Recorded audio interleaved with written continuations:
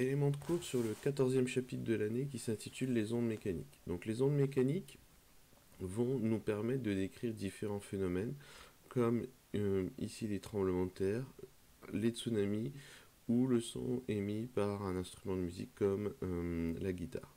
Alors on va tout d'abord définir ce qu'est une onde mécanique progressive. Donc première chose, premier point, définition. Donc une onde mécanique progressive, c'est la propagation d'une perturbation dans un milieu matériel sans transport de matière. Mais par contre, elle va s'accompagner d'un transport d'énergie qui va se faire dans toutes les directions possibles. Alors, au niveau du vocabulaire, le terme mécanique, ça signifie que la perturbation a besoin d'un milieu matériel ici.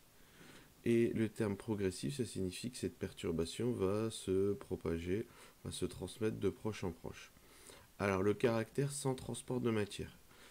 Là, c'est illustré sur le schéma qui est donné ici. Donc là, on est à la surface de l'eau. Vous avez un bateau. Donc là, vous avez la perturbation, donc qui est la déformation de mon milieu matériel. Cette perturbation, elle est au début au point M1 et elle va se propager vers le point M2. À un moment donné, le bateau va être en contact avec la perturbation et lorsque la perturbation passe le bateau, on voit que le bateau ici n'a pas bougé, il est resté sur place. Donc voilà ce que ça signifie sans transport de matière ici. Par contre, on a de l'énergie qui va se propager entre le point M1 au point M2. Alors d'un point de vue microscopique, par exemple, qu'est-ce que ça pourrait nous donner cette perturbation?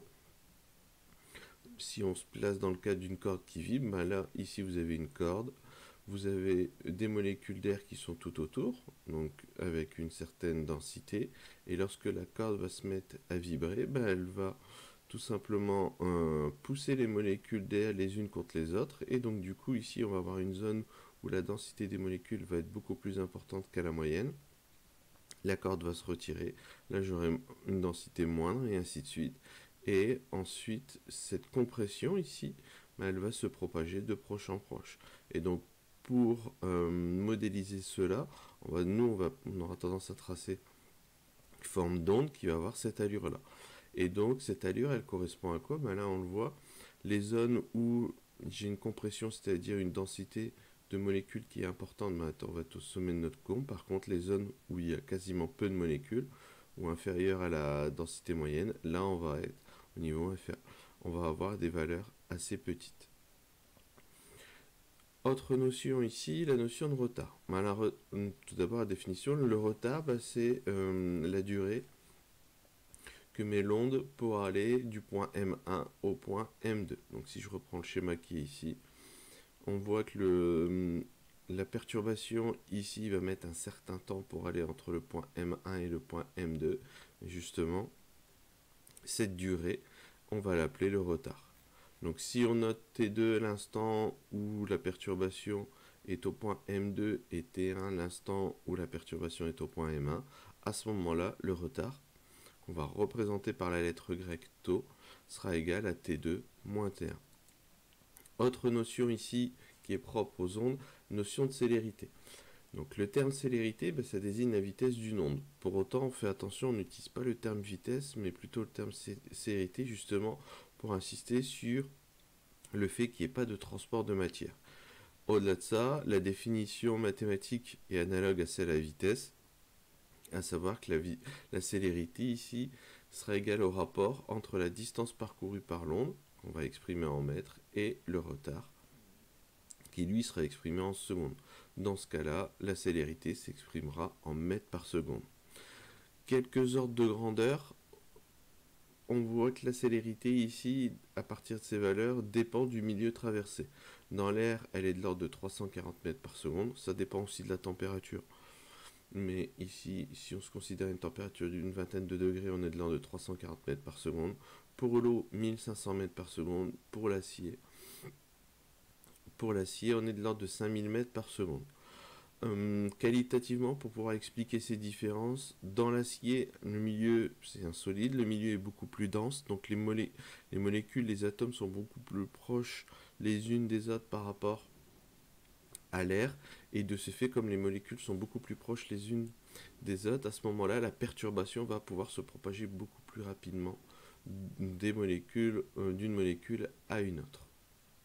Deuxième partie ici, les ondes mécaniques périodiques. Donc là, c'est un cas particulier, c'est justement sur ce caractère périodique sur lequel on va ici s'intéresser.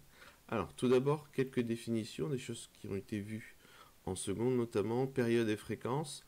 Donc tout d'abord, une onde, elle est périodique, on va repartir des définitions, si elle se répète identique à elle-même à intervalles de temps égaux, en un point du milieu de propagation, c'est-à-dire en un point donné. Mais si on voit que la perturbation, elle se répète identique à elle-même, à ce moment-là, on va pouvoir dire qu'elle est périodique. Donc ces périodes, ici, on va les noter grand T. Et elles s'appellent tout simplement périodes. Exemple ici, au niveau de ce signal, donc là j'ai un signal qui est périodique. On regarde sur l'axe des abscisses ici. L'axe des abscisses, on a bien vu un temps. Ici il est en millisecondes. Et la période, c'est la durée que met l'onde pour se répéter identique à elle-même. Donc si je pars par exemple de ce point qui est ici, le temps que met l'onde pour se répéter identiquement à elle-même, c'est ce point-là. Et donc la durée ici, elle est comprise entre 4 et 2 millisecondes. Donc là, ici, on aurait une période de 2 millisecondes. On n'est pas obligé de prendre le maximum pour déterminer la période. On pourrait prendre le minimum, mais on pourrait prendre n'importe quel point ici de la courbe. D'un point de vue pratique, sur un graphique, lorsqu'on veut déterminer la période, on fait en sorte de déterminer la durée de plusieurs périodes. Et ensuite, on divise par le nombre de périodes pour avoir la valeur de la période. Et ça nous permet de gagner en précision. Autre notion, la notion de fréquence. Donc la fréquence, avant de parler de la relation, d'un point de vue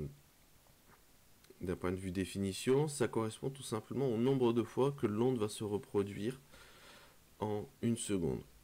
De ce fait, il y a une relation entre période et fréquence, et la fréquence, c'est 1 sur t, c'est-à-dire 1 sur la période.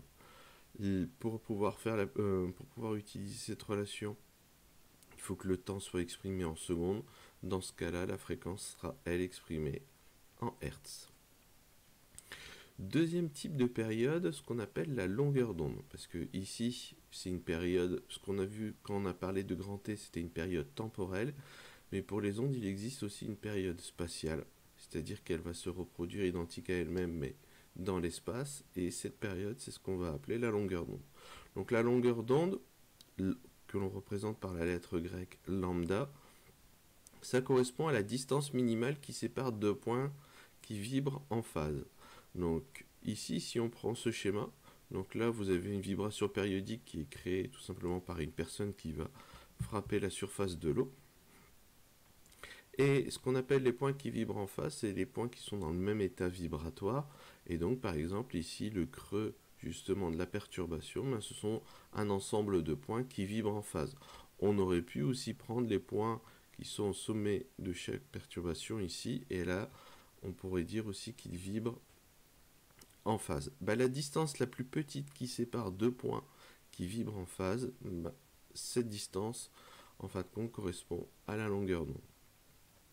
Autre manière de voir la longueur d'onde, la longueur d'onde, ça représente la distance que parcourt l'onde pendant une durée égale à la période t. De ce fait, de par cette définition, il va y avoir une relation entre la célérité d'une onde périodique, sa longueur d'onde et sa période t. Et c'est ce qu'on voit tout de suite après ici. Donc la célérité de l'onde, v, elle est reliée par la période et la longueur d'onde par la relation v égale lambda sur t. Donc, une manière de retenir cette relation, c'est grâce aux unités. Si vous savez que vous travaillez avec des ondes périodiques, vous savez que la célérité, elle est en mètres par seconde. Donc, ce qui caractérise une onde périodique, c'est sa longueur d'onde lambda en mètres et sa période t en secondes. Pour pouvoir avoir une grandeur qui est homogène à des mètres par seconde, on doit faire la longueur d'onde divisée par la période. Ça fait des mètres divisés par des secondes, et on obtient bien une célérité en mètres par seconde. On fait attention, cette relation n'est valable que si on travaille avec des ondes périodiques. Et donc là, il faudra bien faire attention à cela. Autre chose, une autre manière d'exprimer cette relation qui fait intervenir la célérité grandeur caractéristique des ondes périodiques. Si on introduit la fréquence f qui est égale à 1 sur t, à ce moment-là, cette relation ici, elle peut s'écrire lambda fois f, avec f, la fréquence de l'onde en hertz, lambda en mètres, et à ce moment-là, la vitesse ici sera toujours en mètres par seconde. Dernière chose, un modèle mathématique pour décrire ces ondes périodiques, ce qu'on appelle les ondes sinusoïdales. Donc lorsque la perturbation elle est périodique et sinusoïdale, on peut la décrire mathématiquement avec une fonction, soit sinus ou une fonction cosinus. De toute façon, ça revient à la même chose ici. Donc dans ce cas, il y a plusieurs paramètres qui vont nous être utiles pour décrire mathématiquement l'onde. On va avoir besoin de la période spatiale, lambda, ou et de la période temporelle, grand T, de l'amplitude, ici, et ce qu'on appelle aussi de la phase à l'origine. Donc mathématiquement, lorsqu'on utilise les fonctions cosinus ou sinus, elles vont prendre cette forme-ci pour pouvoir décrire les ondes. Donc ici, si ma variable elle est temporelle, c'est-à-dire si je veux décrire l'onde en fonction du temps, à ce moment-là, elle va prendre la fonction A, l'amplitude, multipliée par cosinus. On ouvre la parenthèse et cosinus de 2π sur grand T. Grand T, c'est la période temporelle, fois petit t, ma variable, plus phi. Phi, c'est une constante qu'on appelle l'ordonnée, qu'on appelle la phase à l'origine, et ça nous permet de donner la valeur de y, ici, quand je me place à l'instant t égale 0. Ici, sur mon graphique, par exemple, je vais avoir une certaine valeur de y, et à ce moment-là, pour que cela soit possible, il faut que la valeur de phi ici ait une valeur particulière. C'est ce qu'on appelle la phase à l'origine, mais on ne rentre pas trop dans les détails cette année dessus. Nous, ce qui est important, c'est de savoir identifier dans cette relation le grand T et le grand A, et de savoir les relire, de retrouver leur valeur, par exemple, sur un graphique. On peut aussi décrire l'onde non plus en fonction de la variable temporelle, mais en fonction de la variable spatiale.